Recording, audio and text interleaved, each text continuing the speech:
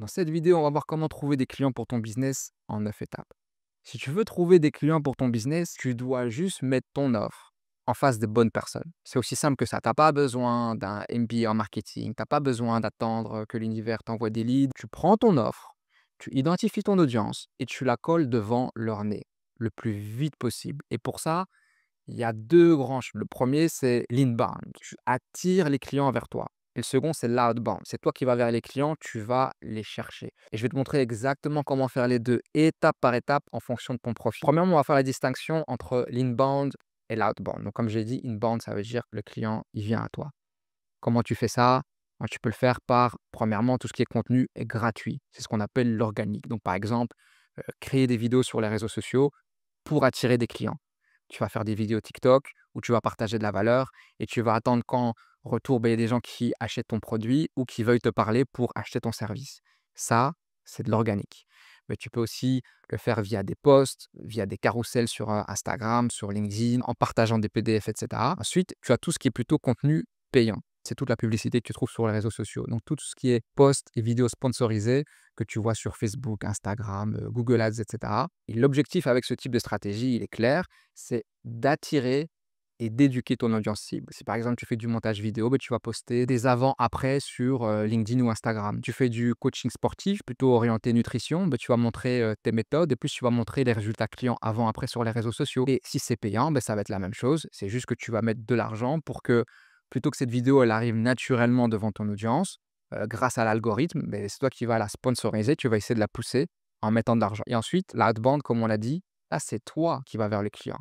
Comment? Par exemple, tu fais de la prospection sur LinkedIn, tu vas envoyer des campagnes d'emails ciblées, tu vas faire de l'appel de prospection à froid, tu vas envoyer des messages directs sur les réseaux sociaux, donc que ce soit Instagram, Facebook, mais aussi WhatsApp, etc. Donc, disons par exemple que tu es un assistant virtuel freelance, ce que tu vas faire, c'est que tu vas contacter des solopreneurs sur LinkedIn avec un message simple où tu vas te présenter et tu vas initier la conversation avec eux. Et tu vas leur expliquer que voilà, toi, ton rôle, c'est d'aider les solopreneurs à gagner 10 heures par semaine, par exemple, en étant leur assistant virtuel flexible. Si jamais tu fais des sites web, ce que tu vas faire, c'est que tu vas faire une recherche sur Google Maps, par exemple. Tu vas repérer des restaurants avec un site qui est pas top, un site un peu nul, et tu vas les contacter pour leur proposer un mini audit gratos. Et à savoir qu'à côté de ces techniques, tu as aussi même bien évidemment le bouche à oreille, les recommandations, les partenariats, etc. Une fois que tu as compris ça, maintenant il faut choisir ta stratégie d'acquisition parce que évidemment, tu ne vas pas faire tout en même temps. Si tu veux des résultats, moi ce que je dis toujours, c'est que tu dois choisir un seul canal d'acquisition, un canal inbound et un canal outbound. Et dépendant de ton business, c'est mieux de commencer par l'un ou l'autre. Et cette stratégie-là, tu vas t'y tenir pendant 90 jours, point. Et comment tu vas choisir? C'est simple, tu vas regarder là où ton audience passe le plus de temps et aussi là où tu es le plus à l'aise. Donc si par exemple ta cible, comme moi, je fais du recrutement, ma cible très clairement elle est sur LinkedIn, c'est sur LinkedIn que je vais aller faire mes posts et c'est sur LinkedIn que je vais faire de l'approche directe par message. Si maintenant ta cible elle est sur TikTok et Insta, et, c'est là où tu vas produire du contenu, tu vas faire beaucoup de contenu court et tu vas aussi contacter des gens qui réagissent à tes vidéos par DM. Donc là, tu as de l'inbound et tu as l'outbound. Et aussi, après, il faut prendre en considération tes contraintes. Peut-être que tu veux démarrer sans te montrer, par exemple, parce que tu fais ça à côté de ton travail, tu veux pas que ça se sache. Là, tu vas plutôt bosser avec des campagnes d'email personnalisées ou alors tu vas proposer tes services sur des marketplaces comme Fiverr ou Upwork. Mais l'erreur classique, je le répète, c'est vouloir être partout. Parce que le résultat, c'est que tu es nulle part. Je l'ai fait moi aussi. Quand tu commences, tu te dis, OK, je vais faire YouTube, mais quitte à faire YouTube, autant aller sur TikTok et Instagram. Après, tu dis, oui, mais c'est important pour moi que je sois aussi sur LinkedIn. Et puis, je devrais aussi avoir un site web. Et aussi, il faudrait qu'il soit bien référencé. Donc, je vais faire de l'SEO, je vais faire du Google Ads et je vais faire de l'appel téléphonique. Et finalement, en fait, tu es beaucoup trop dispersé. Surtout quand tu commences, que tu n'as pas encore d'expérience, tu dois apprendre à comprendre tous les tenants et aboutissants du canal en question. Et donc, tu dois y passer beaucoup de temps. Tu dois te concentrer et vraiment être focus sur un canal d'acquisition à la fois. Ça, c'est vraiment ma recommandation. Maintenant, quand on parle d'outbound, d'aller vers des prospects, la question qui se pose tout le temps, c'est OK, mais qui contacter? Généralement, on ne sait pas trop par où commencer. C'est d'ailleurs pour ça que la vidéo sur l'offre, elle est super importante parce que le fait d'avoir une cible bien déterminée, ça va déjà beaucoup te faciliter la tâche parce que maintenant, tu as une direction qui est claire. Ensuite, une fois que tu as un avatar client, que tu as un profil clair en tête, maintenant, il te faut une liste de contacts. C'est ce qu'on appelle des leads. Des leads, c'est tout simplement des gens à contacter, des gens que tu peux contacter qui pourraient potentiellement être intéressés pas tes services ou ton produit. La première chose que tu vas faire, c'est que tu vas regarder tous les contacts que tu as sur les réseaux sociaux, tous, donc même tes réseaux personnels, mais aussi dans ton téléphone, mais aussi dans ta messagerie, dans tous les emails que tu as. Ça va déjà être un très bon début, donc c'est super important, il ne faut pas sous-estimer. Il y a déjà de la valeur dedans, il y a des clients potentiellement, il y a des gens qui peuvent te recommander. Il faut arrêter de penser qu'on part de rien. Déjà là, tu as de la matière et il faut t'en servir. D'accord. Donc tu vas collecter toutes ces informations et tu vas contacter des gens un par un, tu vas reprendre contact, tu vas discuter, etc.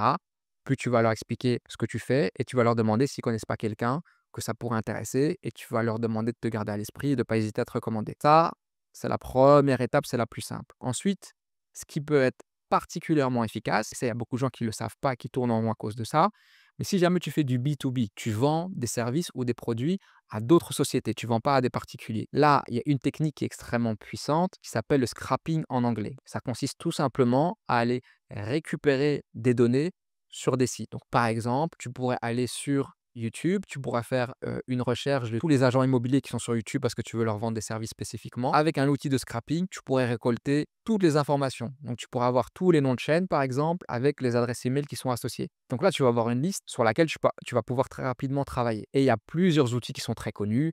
Donc, je te les donne simplement comme exemple parce que c'est ceux qui sont les plus utilisés pour la plupart. Mais ça pourrait être n'importe quel outil, c'est à toi de tester. Il y en a qui sont payants, il y en a qui sont gratuits, il y en a qui sont vraiment pas chers, il y en a qui sont un peu plus chers. Donc ça, je te laisse regarder, je te donne juste des exemples. Je sais que sur LinkedIn, il y a Phantom Buster, il y a Eva Boo, très connu. Moi, personnellement, pour LinkedIn, d'ailleurs, je te mettrai tous les liens utiles en description. Moi, j'utilise Golden Leads. Pourquoi? Parce que ça me permet de ne pas connecter mon profil LinkedIn à un outil, sachant que le scrapping sur LinkedIn, c'est interdit. Ok, donc tu peux te faire ban. Aussi, pour tous les gens qui pourraient trouver ça impressionnant, c'est super facile en fait. Tu fais juste une recherche simple et ensuite tu vas prendre l'URL de ta recherche et tu vas aller la copier-coller sur Golden Leads. Tu appuies sur générer et il va te sortir un fichier Excel avec toutes les informations. Donc c'est vraiment très simple d'utilisation. Instagram, c'est la même chose comme je t'ai dit. Tu peux utiliser Phantom Buster, mais tu as aussi igleads.io. Pour Google Maps, tu peux utiliser Outscraper ou Apify. Pour YouTube, encore une fois, Phantom Buster, ça marche, mais il y en a des plus spécifiques comme YouTube Channel Scrapper, etc. Donc ça, tu fais ta recherche Google, tu fais une recherche sur YouTube, tu tapes Best Scrapping Tools for LinkedIn, Instagram, peu importe. Et là, tu verras des comparaisons, etc. Et tu peux tester différents outils. Mais donc déjà là, très rapidement, tu vas pouvoir collecter énormément d'informations et énormément de contacts. Donc vous partez d'une situation où vous ne saviez pas qui contacter, à avoir maintenant plein de gens à contacter. Ce qu'il faut faire ici, ce que je conseille toujours si vous débutez comme seconde étape, c'est que toutes ces informations-là, tous ces contacts, tu vas venir les mettre dans un CRM. C'est quoi un CRM? Donc CRM, c'est pour Client Relationship Management. C'est en gros un outil qui te permet de gérer ta base de contacts clients. Donc tu vas avoir des fiches clients où il y aura à chaque fois nom, prénom, adresse email, numéro de téléphone par exemple, un petit peu l'historique de vos échanges, est-ce que vous vous êtes déjà parlé, est-ce que c'était par téléphone? Est-ce que vous avez déjà un rendez-vous? Est-ce que tu leur as déjà fait une offre? Et surtout, c'est super pratique. Pourquoi? Parce que ça te permet de faire des suivis. Donc, tu peux, par exemple, te mettre un rappel pour dans 2 semaines ou dans un mois parce que vous vous êtes convenu que c'était mieux de vous appeler à ce moment-là. Tu peux aussi avoir un tableau de bord qui va permettre de suivre un petit peu tes activités. Donc, ça va te permettre d'être beaucoup plus structuré, d'avoir une vraie stratégie plutôt que de taper un peu dans tout au hasard et de dire, OK, mais voilà, moi, je peux mettre comme stratégie d'appeler tel nombre de personnes par semaine. Je vais analyser mon taux de réponse. OK, grâce à mon CRM, je peux voir que j'ai X personnes qui répondent. De ces X personnes, il y en a X qui sont intéressées d'avoir une démo, etc., etc. Et comme ça te permet de rendre ta performance beaucoup plus prévisible parce que tu sais le nombre d'activités qui est nécessaire pour atteindre un objectif donné. Donc, c'est super important de se professionnaliser à ce niveau-là. Il y a un outil gratuit que j'utilise un peu pour presque tout, c'est Notion. Donc, Notion, c'est un peu comme un Excel, mais en version ultra simple, ultra ergonomique. Et donc, ils ont des templates de CRM que tu peux prendre gratuitement. Maintenant, si jamais tu veux une solution payante, je te conseille vraiment de prendre Folk. Folk, c'est probablement le meilleur rapport qualité-prix que tu peux trouver à l'heure actuelle. C'est en plus, c'est un outil français, c'est un logiciel français. Voilà, c'est facile pour le support, pour entrer en contact avec eux. Ça coûte pas très cher. Je pense que ça commence à 20-30 euros la licence par mois. Et donc, ça te permet de stocker non seulement tous tes contacts, mais ça te permet de faire des campagnes d'email. Tu sais les contacter avec des séquences d'emails que tu sais personnaliser. Tu as un tableau de bord, tu sais faire un suivi. Mais surtout, c'est intéressant, c'est que tu peux aussi t'en servir pour faire du scrapping. Parce que tu sais aller chercher les données avec Folk. Et ils ont un plugin que tu peux utiliser pour tout. Pour Instagram, pour Twitter, pour YouTube, pour LinkedIn. Donc, ce ne sera pas aussi performant que les autres outils que je t'ai partagés. Mais pour 20-30 euros, tu vas avoir un outil qui fait tout. qui te permet d'envoyer des emails, d'ajouter des contacts et de les centraliser au même endroit, de pouvoir faire un suivi, franchement, c'est un très, très bon investissement pour commencer. Ensuite, cette liste-là, c'est très bien d'avoir une liste de contacts, mais souvent, tu vas avoir des noms, tu auras peut-être tes adresses email, mais pas toujours. Et donc, il va te manquer des adresses email et surtout, tu n'auras pas les numéros de téléphone. Donc, comment est-ce que tu peux faire par rapport à ça? Donc, déjà, pour les adresses email, tu as des outils comme hunter.io ou Golden Leads, ben, il va faire aussi l'enregistrement automatiquement. Donc, tu peux avoir les adresses email. Pour les numéros de téléphone des gens qui sont notamment sur LinkedIn, tout le monde utilise un logiciel qui s'appelle Lusha. C'est assez simple d'utilisation. En gros, tu vas arriver sur mon profil, par exemple, et tu vas pouvoir avoir accès à un numéro de téléphone qui n'est pas visible. Et donc, tu peux maintenant contacter en direct tes prospects. Et tu as aussi d'ailleurs Drop Contact qui fait vraiment de la qualité, qui est aussi français. Et là, tu sais carrément aller uploader un fichier Excel, par exemple, de 500, 1000 contacts. Et lui, il va venir l'enrichir avec toute l'information qu'il a disponible. Il va aussi vérifier que les adresses email soient fonctionnelles, etc. Ça, c'est un peu des outils qui vont être très efficaces pour toi faire de la prospection. Mais une fois que tu sais qui contacter, et que tu sais par où les contacter, maintenant il faut voir comment les contacter, comment tu vas les approcher. Aujourd'hui, tout ce qui est automatisé et tout ce qui est intelligence artificielle, c'est grillé. Je dis aujourd'hui parce que ça a fonctionné un temps forcément quand c'était nouveau, mais même à ce moment-là, moi, j'ai pas trop cédé à la tentation et au final, tant mieux parce qu'une fois que la hype, elle est passée, une fois que tout le monde commence à utiliser ces méthodologies et que tout le monde connaît que c'est cramé et que les gens ne te répondent plus, après, ces gens-là, comme ils ont jamais développé de compétences, puisqu'ils ont toujours utilisé ce petit raccourci, bah, maintenant, ils sont perdus, ils savent pas quoi faire. Donc, apprenez à vendre en direct avec des messages personnalisés comme des humains. C'est la seule façon de ne pas être dépendant d'une tendance qui va vite prendre fin. La seule stratégie sur laquelle je m'autorise des messages un peu de masse, c'est sur des campagnes email. Tu prends un logiciel comme Instantly, par exemple, qui est un des leaders du marché. Tu peux personnaliser tes emails, tu peux faire des relances, etc. Tu auras un beau taux de délivrabilité. C'est un outil que tu peux utiliser pour tester. Mais alors fais des messages très simples, très courts, très directs. Je te donnerai des exemples après. Arrêtez de venir avec des tartines où vous survendez, où vous utilisez l'intelligence artificielle. Faites des choses assez organiques, assez simples en fait. Moi, je dis toujours, quand tu approches les gens, tu dois les approcher comme si tu leur envoyais un message WhatsApp avec le même naturel. Et moi, ce que je privilégie, comme je l'ai dit, c'est des messages sur les réseaux sociaux ou des messages sur LinkedIn qui soient directs et personnalisés et qui soient très simples. Donc, j'essaie d'entamer une conversation comme si je te rencontrais à un événement, en fait. Et j'arrive pas comme un bourrin à essayer de te vendre un truc directement. Mais donc, tu sais qui et comment les contacter. Ce qui est important, c'est d'avoir un système d'acquisition concret. Tu dois exactement savoir quelles sont les étapes pour transformer ces leads en clients. Et là, il y en a beaucoup qui ont des lacunes à ce niveau-là. Tu dois savoir c'est quoi la prochaine étape de ton système d'acquisition. Première étape, je fais du contenu où j'envoie des messages pour qu'on sache que j'existe. Et après, j'aimerais qu'il se passe quoi? Exemple, je fais des vidéos, je fais des conseils sur la perte de poids et j'ai un lien dans ma bio pour réserver un appel avec moi pour que je te fasse une offre personnalisée. Ça va être ça, mon tunnel de vente, mon système d'acquisition. Donc, ce sera par exemple vidéo YouTube ou vidéo TikTok avec un lien sur mon profil TikTok qui est là où je centralise tout. Et donc là, les gens peuvent réserver un appel. Et dans ce rendez-vous, je vais essayer de te vendre mes services. Et si le client signe, l'idée, c'est que j'en fasse un client satisfait, que je lui demande de me faire des recommandations, des revues, etc. et que je puisse m'en servir pour aller chercher d'autres clients. Donc, c'est super important d'avoir étape par étape, d'avoir quelque chose d'assez clair. En gros, c'est quoi le voyage? C'est quoi le trajet pour devenir un client? Comment ça se passe? Et ce trajet, il doit être le plus simple et le plus direct possible. Tu dois pas tout avoir. Ça, c'est l'erreur qu'on fait tout le temps. Tu as pas besoin d'un site web quand tu commences, d'avoir un Instagram, LinkedIn, une page de vente, faire de la publicité, etc. Tu dois juste avoir un point d'entrée clair et tu rediriges tout le monde vers ça, en fait. L'étape numéro 4, maintenant que tout ça est clair, tu peux lancer ta prospection terrain. Donc, comment tu vas t'y prendre? Une étape qu'on passe souvent, mais qui est très importante, surtout quand vous avez peu de budget, tu vas tester ton offre. Donc, tu vas éviter de mettre trop d'efforts et surtout de mettre de l'argent, alors que ton offre, tu sais même pas si elle répond vraiment à un besoin, si elle intéresse. Comment tu peux tester ça? On a vu dans la vidéo précédente comment construire une offre. Maintenant, cette offre-là, tu vas aller la présenter sur tes réseaux. Donc, tu vas la mettre en story, tu vas faire des posts sur ton offre, tu vas contacter les gens en message privé avec ton angle, avec ton approche. Toi, le problème prioritaire de ta niche, tu vas essayer d'axer tes messages par rapport à ce problème-là et tu vas voir si ça répond. Et donc, tu vas tester différents types de messages, par exemple 2 ou 3 angles, pour voir si ça prend, si jamais tu as des interactions. Parce que chaque retour, en fait, ça va être de l'or pour améliorer ton angle. Point 2, super important, tu vas en parler autour de toi. Donc, tu ne vas sous-estimer personne. Les gens qui sont dans ton téléphone, qui sont les adresses email que tu as, les gens qui sont sur tes réseaux perso, etc. Tu contactes tout le monde, même si tu crois qu'ils ne sont pas intéressés. Tu reprends contact, tu as une conversation humaine avec eux, tu leur demandes s'ils connaissent des gens. Peut-être que ça ne va pas les concerner directement, mais eux pourront te recommander. Donc le réflexe à avoir, c'est ne jamais attendre que ça tombe. Tu dois activer les contacts, tu dois contacter ton réseau, tu dois demander des recommandations, et cetera. Il faut vraiment que tu sois en mouvement. Et ton réseau de premier degré, les gens que tu connais et leurs recommandations, crois-moi que c'est souvent la manière la plus simple et la plus rapide de signer ton premier client. Et une fois que tu as fait ça, tu commences à faire tes premiers projets. Tu dois faire tes preuves. Tu dois te constituer un portfolio. Par exemple, ce que tu peux faire, c'est déjà quand tu contactes les gens, surtout les gens que tu connais, c'est de leur offrir tes services, par exemple, gratuitement, mais tu fais ça que deux, trois fois au début, juste déjà pour t'assurer qu'il y ait vraiment une demande, que ça intéresse les gens. Et aussi, ça te permet toi de récolter des témoignages qui vont pouvoir ensuite te permettre d'obtenir des clients plus sérieux. Ça, c'est vraiment important d'établir ça dès le début. Par exemple, je sais pas, moi, tu veux faire des sites web, tu veux viser le domaine de l'esthétique ou de la beauté, ben, tu vas aller faire tous les coiffeurs de ton quartier, tu vas les contacter, tu vas dire voilà ce que je fais. Tu as déjà fait des maquettes de sites gratuitement pour leur montrer ce que tu es capable de faire. Tu vas dire écoute, est-ce que tu serais intéressé que je te fasse un site gratos? Moi, c'est pour m'exercer, je me lance. Comme ça me permet de me créer un portfolio.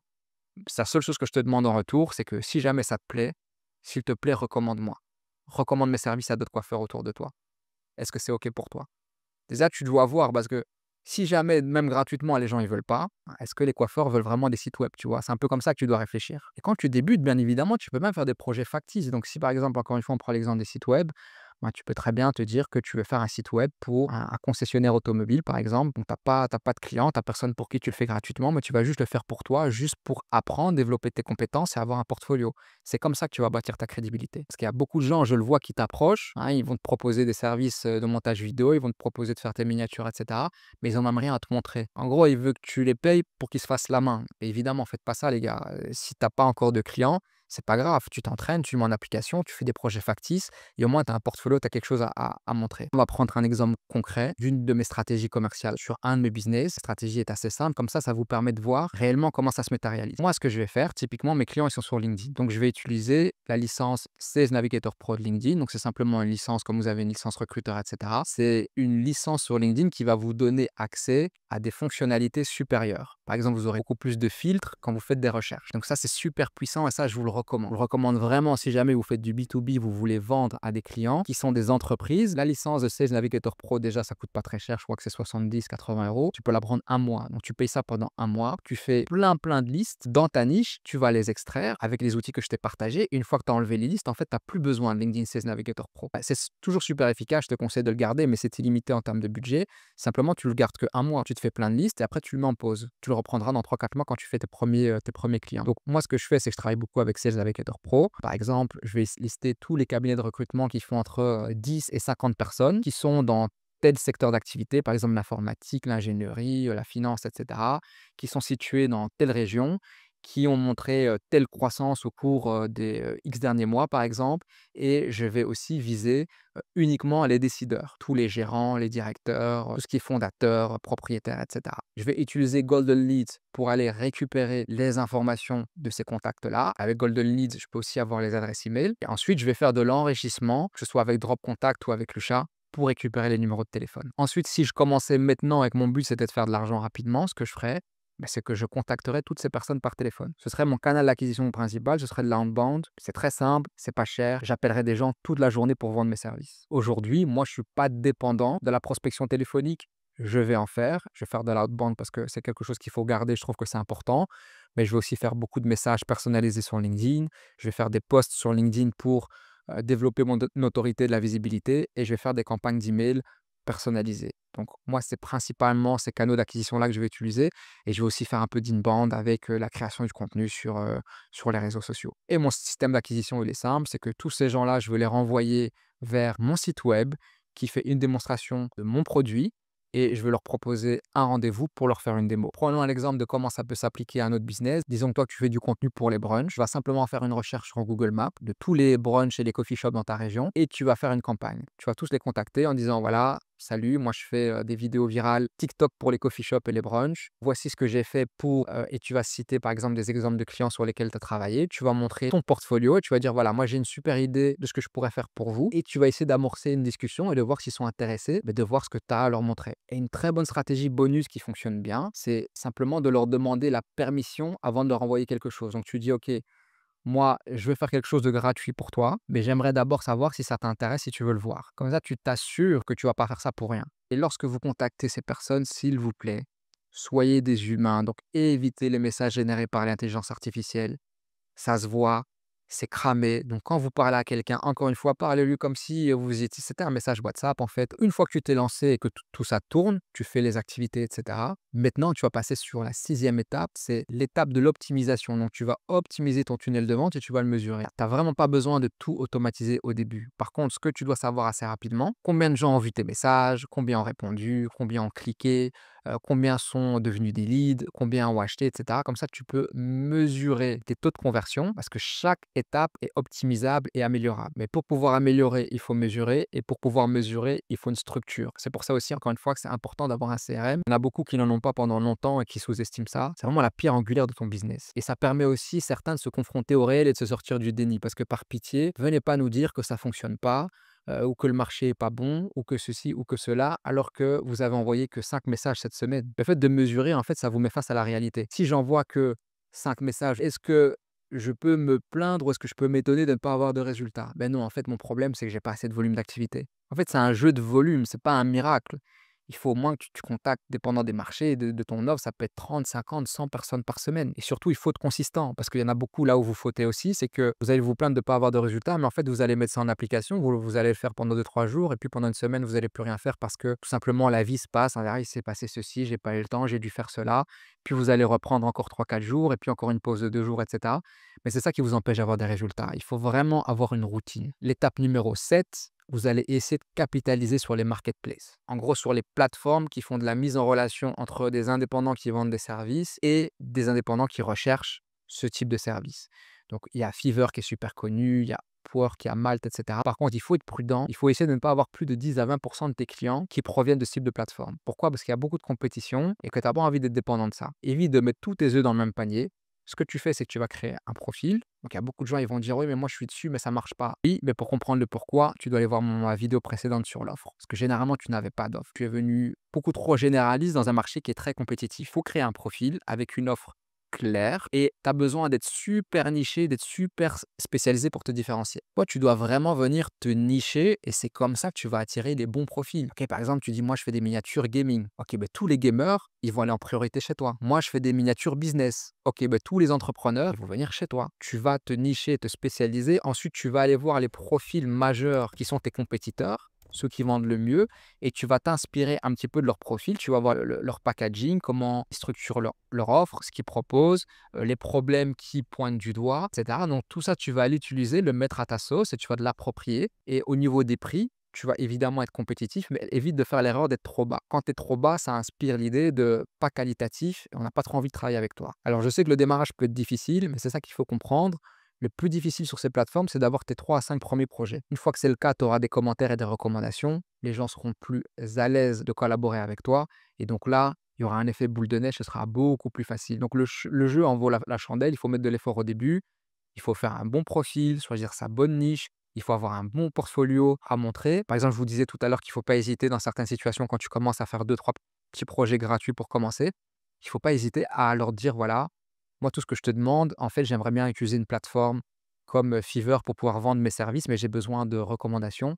Est-ce que c'est OK pour toi qu'on fait le projet? Si ça te plaît, simplement, on passe par la plateforme, on va mettre un prix symbolique parce qu'il faut payer quelque chose, par exemple 5 €, peu importe.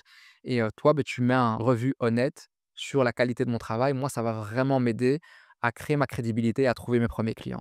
Et petit bonus, quand tu commences, ne sous-estime pas les groupes spécialisés dans ta niche, donc tous les groupes que tu peux trouver sur les réseaux sociaux, que ce soit Facebook ou LinkedIn notamment, et les sites d'emploi. Vous savez, moi je viens du recrutement à la base et croyez-moi, il y a énormément de gens qui trouvent des projets ou des missions en freelance, alors qu'en fait, à la base, c'est une offre pour un employé. Vous pouvez regarder déjà les offres en freelance, il y en a, mais si vous n'en trouvez pas, vous pouvez postuler pour des offres d'employés et venir vendre vos services et vous positionner avec votre offre. Étape numéro 8, maintenant il va falloir se créer une routine. Donc quand je l'ai dit, quand on a une stratégie, on s'en tient au moins pour 90 jours. Ça ne sert à rien de se disperser, vouloir changer de direction tout le temps, forcément tu vas arriver nulle part. Donc sur 90 jours, tu vas tester un canal inbound et un canal outbound. Et tous les 30 jours, tu vas faire un check.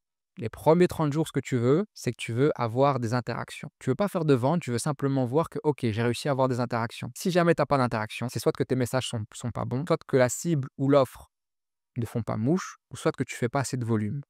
Donc, tu vas devoir régler un de ces 3 points. Ensuite, à 60 jours, après 2 mois, tu vas faire un deuxième check. Si après 60 jours, tu as aucun projet signé, pas sur le point de signer une vente, c'est la même chose. Il va falloir se poser les mêmes questions. C'est un problème de canal, c'est un problème d'offre, c'est un problème de volume. Et là, tu peux faire des gros changements. Et si tu vois qu'à ces différents checks, tu es vraiment à côté de la plaque, ben ouais, tu vas pas persister. Là, tu vas faire les changements nécessaires, même des changements radicaux s'il le faut. Mais si à 30 jours et à 60 jours, tu observes ces résultats-là, alors tu vas continuer dans la même voie, tu te tiens à la même stratégie pendant 90 jours avant de faire un point. Et durant ces 90 jours, c'est super important d'avoir une routine de base. Vous ne pouvez pas commencer la semaine ou la journée en disant, voilà, je vais travailler un peu sur mon projet aujourd'hui, mais vous ne savez pas exactement ce que vous devez faire. Parce que vous êtes dispersé, vous ne pouvez pas mesurer vos taux de conversion, vous ne pouvez pas vérifier si ça marche ou pas. Par exemple, sur une journée, tu as une stratégie réseaux sociaux, style Instagram, YouTube, TikTok, et une stratégie LinkedIn. Sur ta stratégie réseaux sociaux, tu te mets comme but d'avoir au moins un post par jour, de mettre 5 commentaires chez des clients potentiels et d'envoyer 10 DM, 10 messages directs. Et sur LinkedIn, tu vas te mettre comme objectif d'envoyer 20 demandes de connexion, 20 messages LinkedIn et d'utiliser du chat pour contacter 20 de ces personnes par téléphone. Donc, c'est juste une idée comme ça doit être adapté à tes besoins et à ton business, mais c'est juste pour te faire comprendre que si jamais tu t'y tiens, tu fais ça pendant 30 jours, bien évidemment, tu vas avoir des résultats. Retenez bien que si vous n'avez pas de résultats alors que vous mettez tout ça en application, c'est toujours une combinaison de manque de volume et inconsistance. Quand vous dites, ouais, moi, je sais pas quoi faire, je sais pas comment faire pour trouver des clients, etc., généralement, il faut plutôt comprendre, j'ai trop peur de commencer. C'est ça la réalité. Parce que dans tout ce que je vous explique ici, vous n'avez peut-être pas le framework, vous n'avez peut-être pas la structure, mais vous-même, vous vous êtes déjà fait démarcher par ces biais-là. Donc, vous savez comment ça fonctionne. Mais le vrai point de blocage, c'est de commencer. Ce que tu dois faire, c'est analyser la source de ta peur, mais le plus facile pour la dépasser, bon, mon conseil, c'est toujours de poser un plan pour sortir de l'émotionnel et vraiment rationaliser.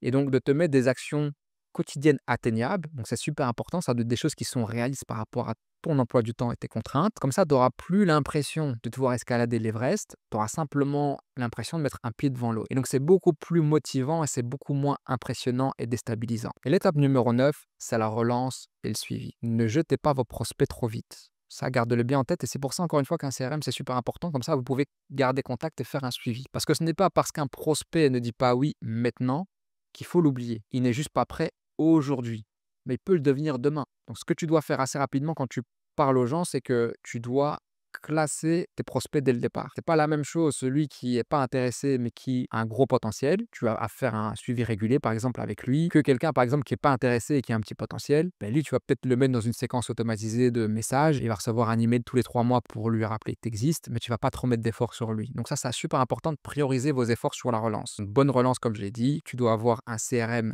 clair pour savoir qui est qui. Tu dois pouvoir mettre des rappels automatiques pour pouvoir suivre manuellement les leads importants. Donc, par exemple, celui-là, on a une conversation. Dans 2 mois, il pourra avoir un projet, ça pourrait l'intéresser. Il m'a dit de le rappeler. Et aussi, un CRM qui te permet de faire des séquences d'emails automatisées pour pouvoir entretenir les leads qui sont froids, qui sont à bas potentiel, mais tu veux quand même rester dans leur esprit parce que leur situation pourrait changer. N'oubliez pas que quand vous interagissez avec une personne ou qu'une personne interagit avec votre contenu, naturellement, l'algorithme va lui reproposer du contenu. Ça, c'est super intéressant pour vous parce que ça vous permet d'entretenir vos leads et de les faire mûrir. Donc, c'est pour ça qu'il faut faire un suivi parce que quand il est mûr, ben, il faudra être prêt à le cueillir. Avec ça, tu as une stratégie en 9 étapes solides qui va te permettre de trouver des clients pour n'importe quel business parce que c'est ça que tu dois comprendre. Tous les business que tu connais aujourd'hui, ils partent de ça. Tu sais, il y a personne qui a une méthode miracle qui sort de nulle part. Les stratégies que je t'ai partagées ici pour trouver des clients, c'est les stratégies qui sont utilisées par tout le monde. C'est pas plus compliqué que ça. Dis-toi qu'en partant de ce framework, j'ai accompagné des sociétés qui font plus d'1 milliard de chiffre d'affaires et qui sont cotées en bourse, tout comme j'ai aidé des petits indépendants qui sont seuls ou qui ont une toute petite équipe. La logique, elle reste la même. Le tunnel, le système d'acquisition, généralement, ça va être la même logique. Il n'y a pas de différence. C'est pas parce qu'une société elle est très grosse ou elle est très performante qu'il y a un système révolutionnaire. Et c'est pas parce que ton compétiteur vend et que toi, tu vends pas que lui, il a accès à une information à laquelle toi, tu n'as pas accès. C'est juste que lui, il est en mouvement, il est dans l'action et que toi, tu l'es pas suffisamment, tu l'es de manière inconsistante. Et généralement, tu serais étonné que les sociétés qui font le plus d'argent, en tout cas celles avec lesquelles moi j'ai travaillé, c'est généralement celles qui ont le système d'acquisition qui est le plus simple. Ce qui te manque, c'est le passage à l'action. Et peut-être même probablement, tu auras toujours des questions à ce stade. L'erreur que tu peux faire, c'est de penser qu'il est possible d'avoir réponse à toutes tes questions avant de commencer. Tu dois te sortir ça de la tête immédiatement. Tu n'auras jamais toutes les réponses avant de commencer. C'est en faisant que tu les trouveras. Donc, commence. Arrête de te torturer l'esprit à te dire: «OK, mais si je contacte mes prospects, qu'il a ça comme objection ou qu'il me dit ça ou qu'il me demande ça, comment je vais faire? Il me faut absolument ma réponse avant de commencer et est-ce que j'aurais besoin d'un site web? Est-ce que j'aurais besoin d'un logo?» et cetera. Arrêtez de vous poser 1000 questions. Vous suivez ça, vous le mettez en application. Tu prépares ton offre, tu crées une liste sur base de ta cible, tu choisis un canal d'acquisition, soit de l'inbound, soit de l'outbound et je te conseille de commencer par l'un ou l'autre le premier mois et ça va dépendre en fait, de ton business et de tes forces. Donc tu décides si jamais tu veux plutôt faire de la prospection, téléphonique, si tu veux plutôt faire, du message sur les réseaux sociaux et à partir de là, tu vas commencer à contacter les gens avec un plan qui reprend les activités que tu te fixes chaque jour, semaine, mois et trimestre. Dès que tu as des résultats, tu augmentes tout ce qui marche. Donc, dès que tu vois que ça prend, que tu commences à avoir des réactions, des réponses, des sollicitations, des rendez-vous qui sont acceptés, etc., là, tu vas augmenter le volume sur ces activités-là. En tout cas, vas-y étape par étape. Je vais te mettre dans la description tous les liens qui sont utiles. Ici, c'est parce que je voulais décortiquer, que ce soit clair. Mais quand tu le mets en pratique, tu vas voir que c'est pas compliqué, que c'est pas impressionnant. Il faut juste sortir un peu de sa zone de confort, mettre du volume, faire des activités, s'y tenir, être consistant, avoir une offre, une idée claire de son offre, de sa cible, des problèmes que tu résous, et va te montrer au monde. Et il y a des gens avec qui ça va matcher et vous allez travailler ensemble. Et après, le plus dur, c'est de commencer. Une fois que tu as des avis positifs, c'est plus facile d'avoir des clients, tu auras des recommandations et c'est un effet boule de neige. Et c'est tout ce que je te souhaite. En tout cas, si tu as trouvé de la valeur dans cette vidéo, s'il te plaît, like, mets des commentaires si tu as des questions, je me ferai un plaisir d'y répondre et abonne-toi si jamais tu veux plus de contenu comme celui-ci. Et en attendant, je te dis à bientôt.